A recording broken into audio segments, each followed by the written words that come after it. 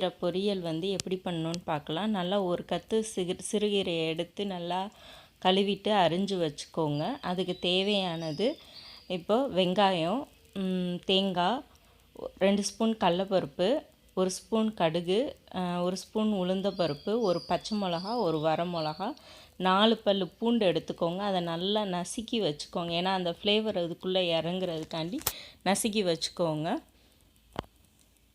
நெய் கொஞ்சோன்னு எடுத்து வச்சுக்கோங்க. உப்பு தேவையான அளவு.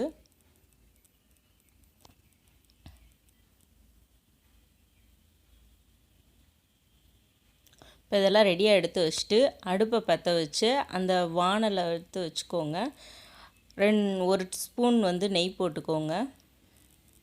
நெய் நல்லா காயணும்.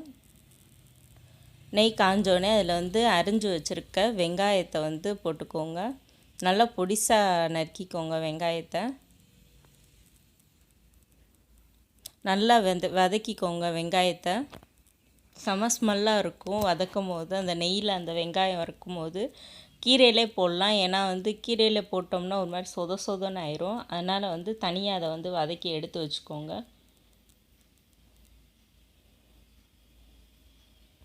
வெங்காயம் தேங்காயெலாம் போட்டால் தான் நல்லா ஃப்ளேவராக இருக்கும். கீரை சாப்பிட்றதுக்கும் நல்லாயிருக்கும். கீரை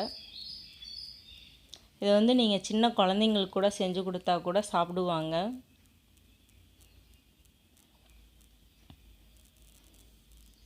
வெங்காயத்தை வந்து தனியாக வதக்கி எடுத்துக்கோங்க ஃபஸ்ட்டு.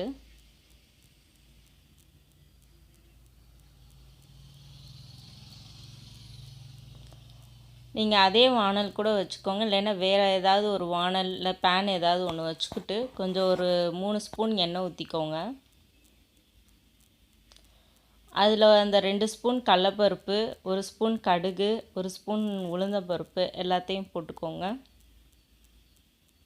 போட்டு நல்லா வதக்கிக்கோங்க. நல்லா பொன்னிறமாக ஆகணும்.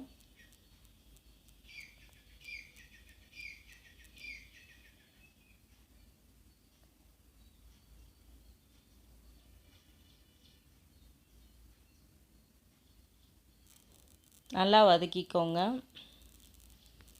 ஏன்னா ஒரு மாதிரி இருக்கும் இல்லைன்னா, அதனால் நல்லா வதக்கிக்கிட்டிங்கன்னா உங்களுக்கு சாப்பிடும் போது அந்த கடலப்பருப்பெல்லாம் வாயில் வரப்போ ரொம்ப நல்லாயிருக்கும். இப்போ நல்லா வதங்கிருச்சு. இந்த ஸ்டேஜில் வந்து நம்ம மிளகாவும் வரமிளகாவும் போட்டு கிண்டிக்கலாம்.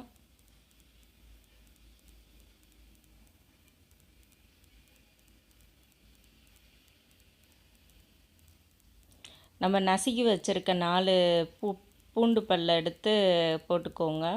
போட்டு நல்லா கிண்டி விட்டுக்கோங்க.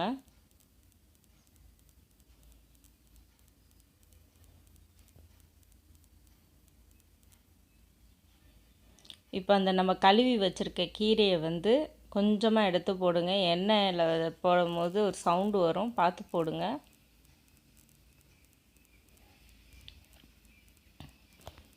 தண்ணியே நீங்கள் சேர்க்க வேணாம். ஏன்னா இந்த கீரையிலே தண்ணி நிறையா இருக்கும். நீங்கள் இப்போ பார்க்கும்போது கீரை நிறையா இருக்குது. இப்போ வதங்கிருச்சுன்னா அந்த குவான்டிட்டி வந்து குறைஞ்சிரும்.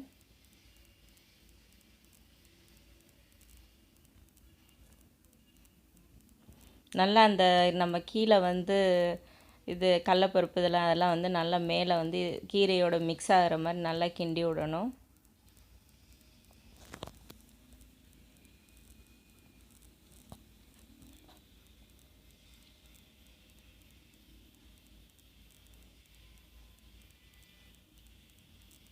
நல்லா கிண்டி விட்டுக்கோங்க. நல்லா கிண்டிட்டு கொஞ்சோண்டு உப்பு போட்டுக்கோங்க. ரொம்ப போடாதீங்க, ஏன்னா சுள்ளுன்னு இருக்கும் உப்பு. அதுக்கப்புறம் நம்ம கீரையில் சாப்பிடும்போது கொஞ்சமாக போட்டுக்கோங்க. போட்டு கிண்டி விட்டுட்டு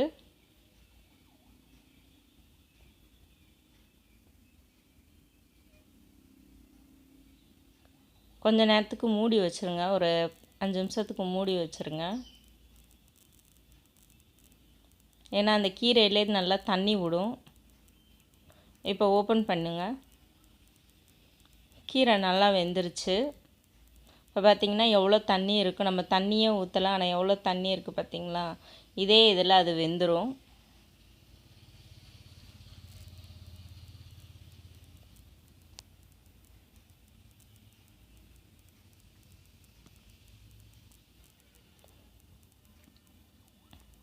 இப்போ இந்த ஸ்டேஜில் நம்ம துருவி வச்சுருக்க தேங்காய் பூவை போட்டுடலாம்.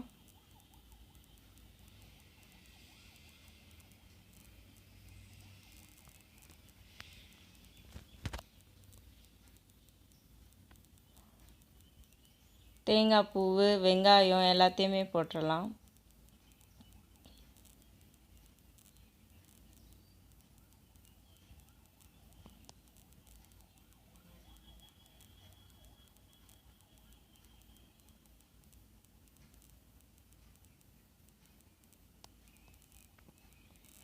நல்லா கீரையை வதக்கிடுங்க. ஏன்னா சில பேர்த்துக்கு வந்து கீரை வந்து சேராது.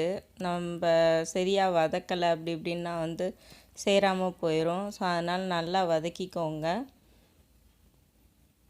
தேங்காய் பூலாம் கொஞ்சமாக போட்டுக்கோங்க, ரொம்ப போடாதீங்க. ஏன்னா குவான்டிட்டி குறைஞ்சனால கொஞ்சமாக போட்டுக்கோங்க.